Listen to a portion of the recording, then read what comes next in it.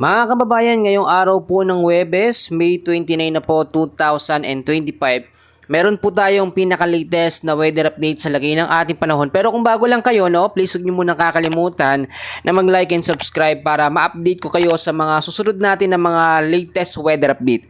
Sa kasalukuyan po mga kaibigan, meron pa rin po tayong minomonitor na low pressure area. Nasa labas pa rin ito ng ating Philippine Area of Responsibility at unlikely or maliit yung chance nito na maging isang ganap na bagyo within the next 24 to 48 hours. Pero itong low pressure area, yung trap niya, nakakaapekto po yan sa ilang bahagi ng ating bansa. Forecast weather condition tayong mga kaibigan. Sa area ho ng Palawan, kasama na po ang Oriental Mindoro, Occidental Mindoro, asahan po natin dyan ang cloudy skies with scattered rains and thunderstorm dahil po yan sa trap ng low pressure area. So madalas yan tuwing sa hapon at sa gabi, may tsansa pa rin tayo na mahina hanggang sa posibleng malalakas sa pag-ulan. So maging handa na rin tayo, kung kayo lalabas sa hapon, sa gabi, huwag galing magdala ng payong jacket at kapote sa mga biglaang buhos ng ulan. Dito naman mga kaibigan, sa area ng Metro Manila, kasama na ilang bahagi ng ating bansa, asahan natin yan ng partly cloudy to cloudy skies with isolated rain showers or thunderstorm. Dahil po yan sa easterlies o yung mainit na hangin na nanggagaling ho sa karagatang Pasipiko, So mag-ingat pa rin tayo sa posibleng banta ng mahina hanggang sa malalakas sa pag-ulan pagdating ho sa hapon. So eto na nga mga kaibigan, unti-unti na po ang paglapit ng southwesterly wind blow na nakakaapekto po or makakaapekto sa ilang bahagi ng Western Luzon. Kasama na po dyan ang Metro Manila at simula ho yan sa araw ng Biyernes. Dulot na rin po yan mga kaibigan ko ng frontal system na humahatak dito. So explain ko lamang sa inyo yung frontal system. Ito po yung salpukan ng malamig at mainit na hangin na karaniwang po nagdudulot ng maulap na kalangitan at mga pag-ulan. In short, ito po yung sinasabi nating mahinang hanging habagat. Papalapit na mga kaibigan yung habagat, at ito yung simula ng transition sa tag-init. Papunta na ho tayo sa tag-ulan, Ngayon mga kaibigan, asahan pa rin natin ang posibleng kalat-kalat po na mga pag-ulan, Particular po sa ilang bahagi ng Luzon, sa kanlurang bahagi nito. Simula ho yan ngayong araw ng Huwebes dahil yan sa pinagsamang epekto po ng frontal system.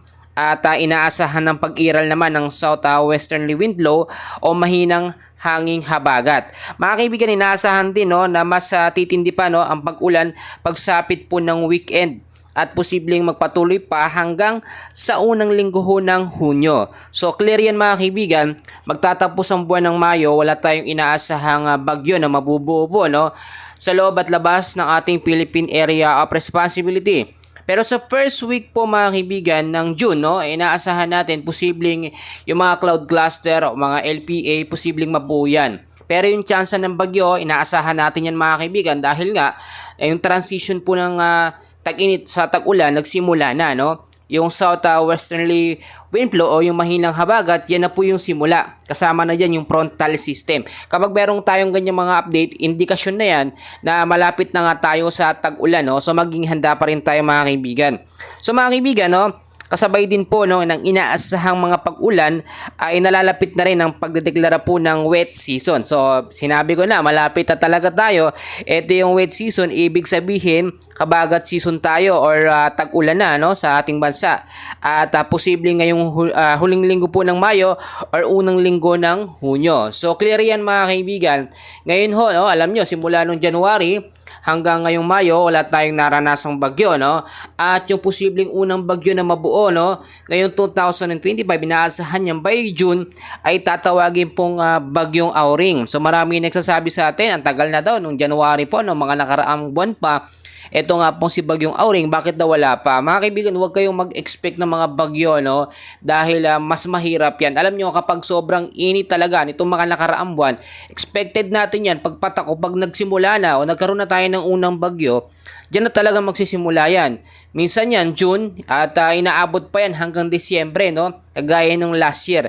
Pero last year, mga kaibigan, yung 2024, maaga nagsimula yung tag-ulan, maaga yung nagkaroon ng unang bagyo.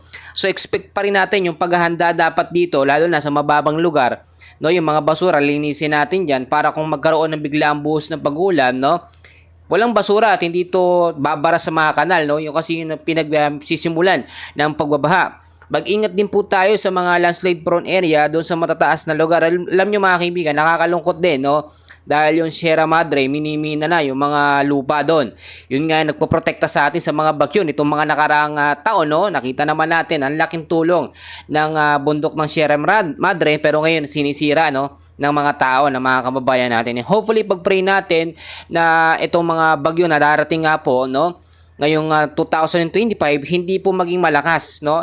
Pero syempre yung category ng mga bagyo minsan talaga merong super typhoon. So mas maganda nakahanda na lang po tayo sa mga posibleng mangyari. Mas maganda kasi, no, alam nyo nakahanda tayo ngayong tag-ulan. Yung iba nating mga kababayan nagsisimula na sila, no, yung mga paghahanda na dapat gawin.